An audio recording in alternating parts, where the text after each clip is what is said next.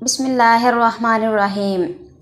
नाज़रीन, सानिहा करबला इंसानी तारीख़ का एक दिल खराश वाक़या कि जिसमें पैगंबर सल्लल्लाहु अलैहि वसल्लम के पैरोकार अपने ही नबी के नवासे को बेदर्दी से शहीद करके उनका सरे अक़दस नेज़े पर सजा देते हैं। 11 मुहर्रम को अमर बिन साद अपने उन साथियों को दफना देता है कि जो अहले बैत के हाथों कत्ल हुए थे और सैयदजादों और असहाब के 72 जसद मुबारक बेगोरो कफन छोड़ दिए जाते हैं।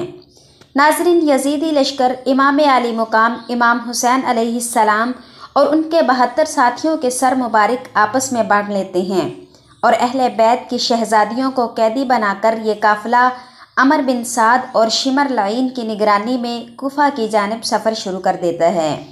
इधर कूफा का गवर्नर उबैदुल्ला इब्न ज़ियाद असीराने करबला और शुहदा के सरों को देखने के लिए बेताब बैठा है और पूरे कूफा को दुल्हन की तरह सजा दिया जाता है। नाज़रीन, असीराने करबला के काफ़िले के हालात ये हैं कि शुहदा के सर नेज़ों पर हैं और रसूलुल्लाह सल्लल्लाहु अलैहि वसल्लम की शहजादियों को बग़ैर कजावे के ऊँटों पर सवार किया गया, जबकि इमाम आली मुकाम के लख्ते जिगर शहजादा इमाम ज़ैनुल आबिदीन के हाथ बंधे हुए हैं और उनको पैदल सफ़र पर मजबूर किया जा रहा है। नाज़रीन, हज़रत ज़ैनुल आबिदीन बीमारी से निढाल हैं और थोड़े से ही सफ़र में थक जाते हैं और जगह जगह रुक कर सांस लेते हैं, लेकिन शिमर मलऊन कोड़ा मारता है और चलते रहने का हुक्म सादिर करता है। उधर दूसरी तरफ जहां करबला में लाशें बिखरे पड़े हैं, 13 मुहर्रम को वहां कबीला बनु असद की औरतें दरियाए फुरात से पानी भरने आती हैं तो लाशें देखकर उनकी चीखें निकल जाती हैं, अपने मर्दों को बुलाकर लाती हैं और तमाम जसद मुबारक को एक घोड़ा सवार शख्स की हिदायत के मुताबिक दफना दिया जाता है। नाज़रीन, असीराने करबला का काफ़िला कूफा की जानिब रवां दवां है। यजीदी सिपाहियों ने सुस्ताने के लिए काफ़िले को रस्ते में रोका।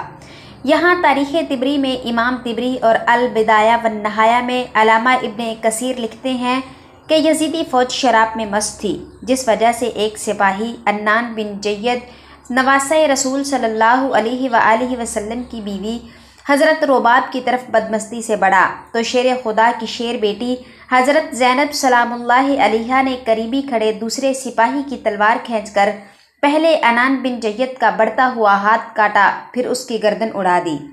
इस वाक़े के बाद काफ़ी देर तक लश्कर में खामोशी छाई। फिर हज़रत ज़ैनब ने वहाँ पर अहले बैत की अज़मत के बारे में खुतबा इरशाद फरमाया। इमाम तिबरी रिवायत करते हैं कि इब्न साद ने खौली के हाथ इमाम आली मुकाम का सर अक़दस इब्न ज़ियाद के दरबार भेजा। खौली जब कूफा पहुंचा तो रात का वक़्त था, इसलिए वो सर मुबारक को अपने घर ले गया और एक बर्तन में ढांप दिया। सर मुबारक को देखकर उसकी बीवी सख्त नाराज़ हुई कि तुमने यह क्या जुल्म कर दिया। वो बयान करती हैं कि खुदा की कसम, मैंने देखा कि एक नूर बराबर आसमान से उस बर्तन तक सुतून की मानिंद चमक रहा है और मैंने सफ़ेद परिंदे देखे जो बर्तन के इर्द गिर्द मंडला रहे हैं। नाज़रीन, 12 मुहर्रम को असीराने करबला और नवासे रसूल सल्लल्लाहु अलैहि वसल्लम के सर मुबारक को इब्न ज़ियाद के दरबार में पेश किया गया। शेर खुदा की शेर बेटी हज़रत ज़ैनब और इब्न ज़ियाद के दरमियान सख्त गुफ्तगू हुई। कूफा का दरिंदा सिफ्त खूनखार हाकिम उबैदुल्ला इब्न ज़ियाद, जिसकी तलवार से खून टपक रहा था, फर्जंदे रसूल सल्लल्लाहु अलैहि वसल्लम इमाम आली मुकाम इमाम हुसैन अलैहिस्सलाम और इनके आवानो अंसार का खून बहाकर मस्त व मगरूर और कामयाबी के नशे में बिल्कुल चूर है। उसके मुकाबले में हज़रत इमाम ज़ैनुल आबिदीन ऐसे बेबाक और सख्त लहजा इख्तियार करते हैं कि इब्न ज़ियाद आपके कत्ल का हुक्म जारी कर देता है। चनाचा अगर जनाब ज़ैनब सलामुल्लाहि अलैहा ढाल की मानिद आपके सामने आकर ये न कहती कि मैं अपने जीते जी ऐसा हरगिज़ न होने दूंगी और एक औरत के कत्ल का मसला दरपेश न आता, नीस ये कि कैदी के तौर पर दरबार शाम में हाजिर करना मकसूद ना होता, तो अजब नहीं कि इब्न ज़ियाद इमाम ज़ैनुल आबिदीन के पाक खून से भी अपने हाथ रंगीन कर लेता।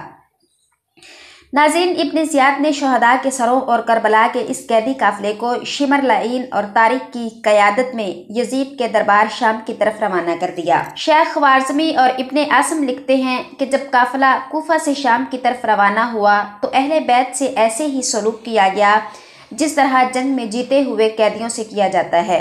अल्लाहु अकबर। अंदाज़ा कीजिए नाज़रीन کیسے بدبخت ہوں گے ان شہروں کے لوگ جہاں سے قافلہ گزرا لیکن وہ صرف تماشائی بنے رہے۔ امام زین العابدین سے منسوب روایات میں ابن زیاد، شمر و طارق کا قیدیوں سے برتاؤ یوں منقول ہوا۔ حضرت امام حسین کے شہزادے کو ایک لاغر و نحیف اونٹ پر اس حال میں سوار کیا گیا کہ امام حسین علیہ السلام کا سر نیزے پر، قیدی عورتیں ان کے پیچھے اور نیزے برادران کی طرف موجود تھے۔ اگر امام کی آنکھ سے آنسو جاری ہوتے تو وہ ان کے سر پر نیزے مارتے، یہاں کہ اس حالت میں وہ شام میں داخل ہوئے۔ شام کے شہر حلب میں مقام مشہد النقطہ کے گرجا گھر کے قریب یہ قافلہ رکا تو جب راہب نے دیکھا کہ قافلے کے ساتھ ایک شہید کا سر موجود ہے جس میں سے تازہ خون بہہ رہا ہے تو اس نے قافلے سے پوچھا کہ آپ کون لوگ ہیں؟ یہ سر مبارک کس کا ہے؟ یزیدی فوج نے کہا یہ فوج یزید کی ہے اور یہ سر حسین ابن علی علیہ السلام کا ہے۔ راہب کہنے لگا کہ سیدھی طرح کہو یہ سر تمہارے نبی کے نواسے کا ہے۔ یہ جواب سن کر سب خاموش ہو گئے۔ جب راہب نے دیکھا کہ کسی معمولی انسان کا سر نہیں تو اس نے شمر اور طارق سے بیش بہا قیمتی تحائف اور سونے کے سکے دے کر کہا کہ آج کی رات یہاں ہی رک جاؤ اور ایک رات کے لیے یہ سر مجھے دے دو۔ لالچی سپاہی فوراً تیار ہو گئے۔ راہب ساری رات سر مبارک کی کرامت دیکھتا رہا اور صبح کلمہ پڑھ کر مسلمان ہو گیا۔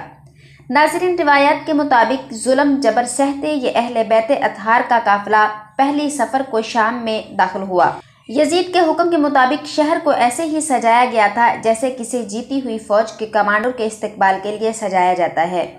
شہر میں داخل ہونے کے بعد اسیران کربلا کو جامع مسجد کے چبوترے پر بٹھا دیا گیا۔ یزید کے حکم کے مطابق محل کو سجایا گیا اور تمام بزرگان شام کو محل میں مدعو کیا گیا۔ اب حکم ہوا کہ اب اسیران کربلا کو حاضر کیا جائے۔ امام علی مقام امام حسین علیہ السلام کا سر مبارک ایک تشت میں پیش کیا گیا اور کھانے کے میز پر رکھ دیا گیا۔ یزید اپنے اصحاب کے ساتھ شطرنج کھیلنے لگا اور جیسے ہی بازی جیتتا تو جام نوش کرتا اور باقی بچا ہوا جام تشت پر گرا دیتا۔ دربار میں موجود مروان بن حکم کے بھائی یحییٰ بن حکم اور صحابی رسول صلی اللہ علیہ وآلہ وسلم ابو برزہ اسلمی نے جب یزید کی ان حرکتوں پر اعتراض کیا تو یزید نے ان دونوں کو ذلیل و خوار کر کے اپنے دربار سے نکال دیا۔ اس کے بعد یزید نے قافلے کو آزاد کرتے ہوئے مدینہ بھیج دیا۔ ناظرین، اللہ سے دعا ہے کہ ہم نبی آخر الزمان حضرت محمد صلی اللہ علیہ وآلہ وسلم اور ان کی پاک آل پر اپنی جان نثار کرنے والے بن جائیں۔ اے اللہ پاک، ہمارے گناہوں کو بخش دے، ہمیں اور ہمارے دلوں کو بغض اہل بیت سے پاک رکھنا اور ہمارا حشر بروز قیامت حضور پاک صلی اللہ علیہ وآلہ وسلم اور ان کے پاک آل کے ساتھ کرنا۔ آمین۔